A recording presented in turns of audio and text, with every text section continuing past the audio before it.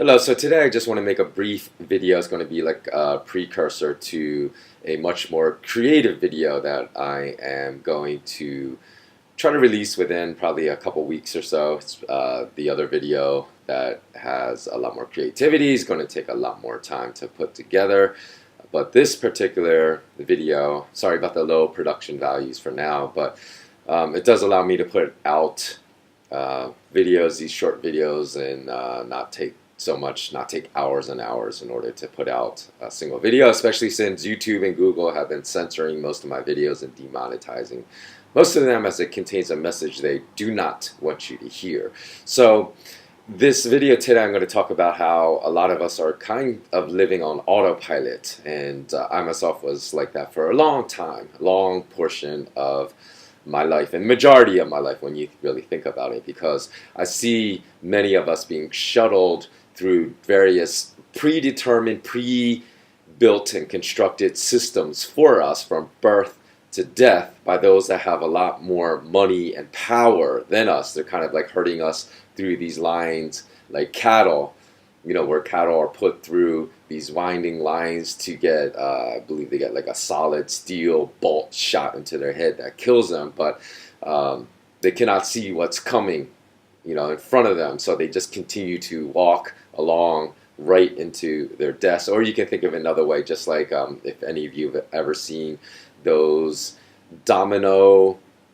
really long domino complicated setups that people build, and then they topple one domino and it just goes along this predetermined path, but they're different phases of that domino structure where it might tip over like a cup of water, and then the water pours into something else. It hits a lever, then it hits a steel ball bearing, it rolls down the tube, and then it starts other dominoes. So we kind of are like that too, being shuttled on autopilot through life when we actually fool ourselves into believing that we're making conscious decisions about the way we're living. And in some ways, when we're shuttled through these pre-constructed systems for us, even though in the video that I am making that's a little bit going to be more creative, so it's going to be kind of a spoken word piece, I'm only going to address two of those constructs, and that's academics, which is not the equivalent of education, because trust me, I went through the Ivy League system as an undergrad, and that exposed me to a lot of other people going through Ivy League universities in America too, and some of the dumbest people I ever met in my life. And only dumb, I don't mean book smart. They could have been brilliant book smart, but that to me is not educated. Educated to me is someone that can think for themselves and determine what is true and what is right. Doesn't need someone else to tell them what to think or how to think, what is acceptable to think, what is not acceptable to think. And I found a lot of people like this, whether they went to Harvard, to Yale, to my alma mater, University of Pennsylvania, to Columbia. And there's a lot of people that graduate from those systems that are completely brainwashed to just believe in the narrative that those in power are telling us to believe and to obey blindly. So that's one of the constructs that I address in the spoken word piece that I'm going to put out soon. And the other construct is basically just the whole idea of corporate America, or corporate anywhere, like corporate Germany, corporate South Africa, corporate Venezuela, wherever you may live in the world, where we're being actually shuttled through just another system right after you graduate from high school, university, and then you're in the system in some box in the sky working from the age of 21 to 65 or whatever retirement age may be in your country. But there's a lot more systems outside of that, certainly, because there are political systems that have been built for us to give us the illusion of choice, whether it's right versus left, Democrat versus Republican, that people really have their thinking bound by these narrowly confined constructs that are built for us, into which, again, we're herded like sheep and cattle. There's also the construct of our monetary system in every single nation that's built on a fiat currency system that's migrating to 100% digital currency, again, without ever being given a choice, because anyone that tries to create another choice, and this is how how we will know in the future, even if there's a so-called gold standard, because remember they taught us Bretton Woods was a gold standard, it was still a US dollar standard. If you don't understand that, then you really don't understand the history of money at all. So I would encourage you to go do your own research. Unfortunately, there's so little that is correct about the gold standard, because when I look on the internet myself, 99% about what they say about a gold standard is incorrect, and I've never actually seen anyone explain it exactly how I will explain it in my Smart Knowledge Wealth Academy, as far as what I feel a real true gold standard is. Because there are times in history they said a gold standard existed, but it certainly did not exist. So again, in the future we will know if there's a gold standard, and the bankers, the central bankers, make this gold standard and they tell us it's gold standard. If they're going to let it exist, I'm telling you right now, it's a false gold standard. And any currency that they allow to exist, that they promote, if they're promoting, they are behind it, because never in the history of central banks have central bankers ever allowed a competitive, free and sound money that would free humanity from their financial slavery, that would actually assist humanity into having a better life instead of subjugating humanity to their tyranny, to exist. So if they're allowing it to exist, then you know that they are behind it, period. But again, like I said, there's many other constructs that I'm not going to address in that spoken word piece, so that's why I'm addressing it right now in this short video, because I think it's important to address that as well. I really want to question the societal structure that shuttles us through various systems, from birth to school, then school to internships, then internships to the corporate world, and corporate ladder climbing, and then retire, and then we die. So you know what this process really accomplishes?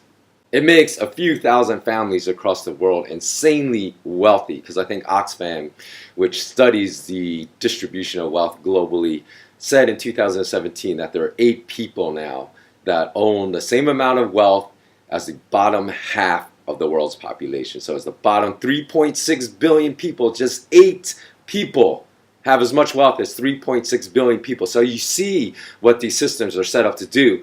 And even that statistic is wrong, because they determine those 8 people just from like public tax returns. So you know the wealthiest people in the world, they're tyrants, they're dictators in certain nations. You know, because I saw that Mubarak, I don't know if I'm pronouncing that correctly, the ex-dictator of Egypt, had far more wealth than the supposedly, you know, the Fortune magazine's wealthiest list of wealthiest individuals in the world. So it was discovered later, when he had to flee Egypt, by the amount of wealth he left behind, that he was far wealthier than Carlos Slim, who Fortune had called the wealthiest person in the entire world. And then of course, you know, there are bankers out there that own the central banks that they run all around the world, that they are far richer as well. So you know, it's kind of scary. It's just from public records, it shows that 8 people have as much wealth as the bottom 3.6 billion people in this world. It's probably closer to like 3 families maybe have as much wealth as the bottom 70 or 80% of the world. So you can see that these processes are designed just to make a few thousand families around the world insanely wealthy. And while it encourages the rest of us, of course, to work like dogs, for what purpose? To consume as much as possible. Because again, I'm not saying everyone is living inside this automated autopilot matrix system. There are certain people that step out of it, and that is great. But I said far too many of us, if we look at society, that's the vast majority, that's well over 90% of us, like live this way, and we're fine with that for some reason that I cannot figure out. I cannot fathom why people are fine living this life that I don't see as much of a life. So I want to really question this acceptance of this life philosophy, that why are people viewed as successful as the ones that, or we view people as successful as the ones that actually consume the most expensive material things, that have them and gather and accumulate the amount of money necessary to consume the most expensive material things? Why are they viewed? Why is that such a successful life? Or, as many other cultures emphasize as well, maybe our purpose here on earth, I'm not saying I don't believe this, I'm not saying many cultures emphasize this, is merely to find someone to marry and then to have kids, with little emphasis actually on creating communities that assist and help our fellow brothers and sisters, meaning people of all creeds, races, religion, cultural backgrounds, because I look at all of the entire, the entire diversity of people as my brothers and sisters. And why do we not create communities and create a family life that encourages, our sons and our daughters, if you have children, to assist and to help their fellow brothers and sisters have a better and contextually richer life in creating communities that elevate our level of happiness rather than just elevating our levels of narcissism, which I think social media is actually creating today, and our levels of greed, which is, what I said, because that's how we look at success, because that is a measure of greed. It's just whoever gathers in the most material things and whoever has the most expensive material things is how we view success today, which is kind of, to me, a psychotic way of viewing success.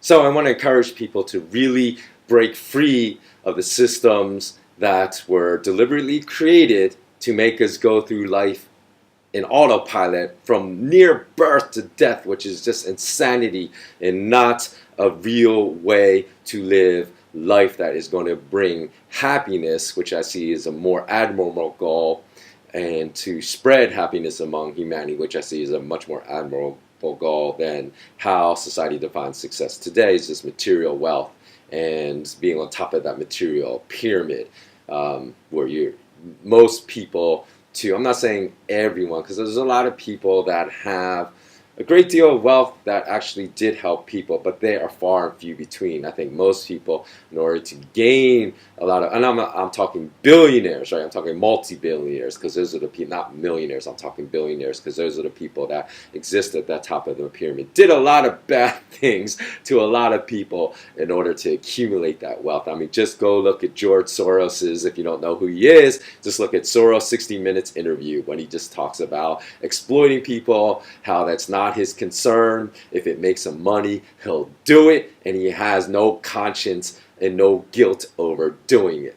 If we really think also that academics is the same as education, because there are plenty and plenty of majors at the university level that have nothing to do with education, or very little to do. Maybe that's a better way, rather than saying nothing, just very little to do with education. Because think about it. Think about the people that set up, say, the salary parameters for different industries in the world. If they were really concerned with ensuring that they were graduating, this academic system would graduate young men and young women that were brilliant in the mental aspect, that could critically think for themselves, they would ensure that teachers were the highest paying profession in society, right? Because they had one of the most important roles in society. And as bankers destroyed the purchasing power of fiat currency, the way that I grew up when I was a child, when my mom could stay home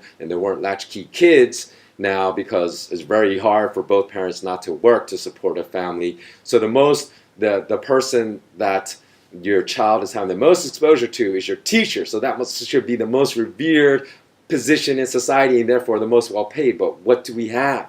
We have the teacher as the least well paid profession, or certainly amongst one of the lowest paid professions in society. Who we make the highest paid professions. We can see who they want to control society are the bankers, right? Where the bankers, if they're really doing what the purpose of a bank should be, which is just to keep money in a society and to retain and ensure price stability, and the purchasing power of money would not erode, which we know is not happening because of Venezuela. Basically the Venezuelan bolivar now, one has to spend 1,000 times the amount of Venezuelan bolivars to equate to $1 than just 17 years prior. So bankers obviously aren't doing their job, and that's why they get paid so much, because they get paid to transfer wealth from 99.9% of every nation to the 0.1% richest portion of that nation. Because bankers were just doing their job, and if they basically created sound money, which we don't have, and they were just safekeeping our money, they should be no higher than, say, the medium income salary. And there's no way CEOs of banks should be billionaires. In fact, they should probably be in the lower quartile of salaries, because while doing an honorable job, it doesn't really take much just to safekeep our money and to implement sound money and ensure that that is what is going on. But instead, we have the salary structure flipped upside down, where the highest paying professions are the lowest paying professions, and what should be in the lowest quartile of paying professions are the highest salary positions. Just because there is some kind of societal system set up for us that we go through life on autopilot, even the academic system, don't assume that it is the best thing for you, because in a lot of instances it's not. Take, for example, I remember coming across an article about some film that came out, I think in the past couple of years, about this revolutionary woman in China that was the one that fought the Chinese custom of binding baby girls' feet. Because I don't really actually know too much about that, but I did know that the people in China would say that, oh, we think like small feet in women is beautiful, so it was really a thing of beauty. I think it was a thing of control, subjugation. Honestly, I don't know if this woman revolutionary, I'm sure, actually thought the same way, because what it would do was not only deform the feet, but to such a point where it would make it very hard for the baby girl, once they grew up into a teenager and as an adult, to even walk properly, and they definitely cannot run. It would broke all the bones in the feet as well. So I think it was basically for men to control women in China, because then they could beat their wives or treat their wives poorly, and the girl can never run away because they had deformed feet. So, but that system was accepted, I don't know actually, so I don't want to say, but I would think maybe for 100 years or hundreds of years in China, before this woman finally said, hey, just because it's been accepted and for hundreds of years, or at least decades, I'm sure at a minimum decades, right, that this is not a good thing, so we need to break free. And these are exactly the kind of systems we go through today. Because let me tell you, I'm going to end this video with one anecdotal story. So I was out the other night just having a drink after work with some friends, and I met this Canadian guy, and I listened to a podcast earlier in the day, and they said the Canadian government is really strict about what kind of people they let enter into their country. And they said if you have any kind of criminal record, even if wrongly convicted, if that criminal record has not been struck. Because I remember it was, I think I was listening to a UFC podcast, which is the Ultimate Fighting Championship show. There were some competitive martial artist I was talking about how he was wrongly accused of being of having illegal firearm or something. He was stopped and checked, but even though he was later cleared for some reason, I wasn't really clear, it was still on his record. So every time he went to Canada, it was still really, really hard for him to get into Canada, even though he was found innocent, which is ridiculous. So he gets stopped at customs. And then the other thing was, like, even if you had made a mistake younger, and I certainly don't condone DUIs, which is driving under the influence of alcohol if you're drunk. I think no one should ever do it. And, that you're just an idiot if you drive while you're drunk. But if you're someone like you're a teenager and you did it one time in your life and it's still in your record and your record's spotless after that, then I believe this is true, don't quote me, that Canada will not let you into their country. So I just made this comment, I heard it's like really hard to get into Canada even as a tourist sometimes.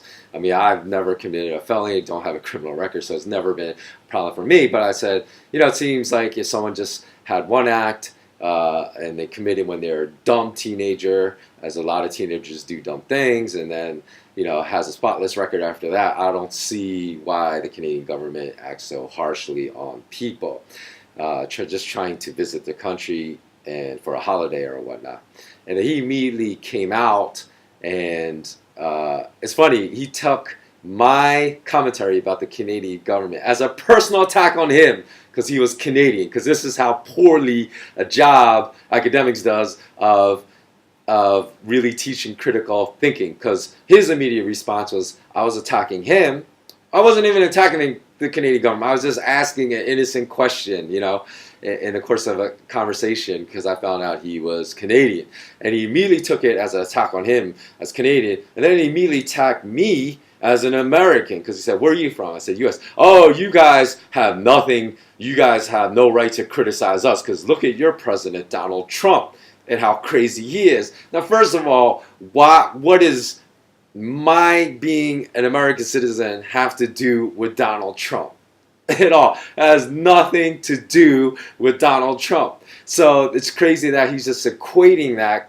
He's equating the U.S. government with being American, and then boxing all Americans into the same box that he views Donald Trump as, which is just crazy. And I think that's the thing, that's the result of us going through life on autopilot, because if you can't separate that the government is not the same as a citizen, and even one citizen's thought doesn't represent all citizens from that country. You got to look at everything on their own merit, and everything, critique everything. Like if someone says something that is wrong, that doesn't make everything else that they say wrong as well. So you have to just look at, be able to be intelligent enough to look at everything on an individual basis and just judge for yourself whether that is right or whether that is wrong, and not based upon some narrative that somebody in a position of authority taught you to believe either. So have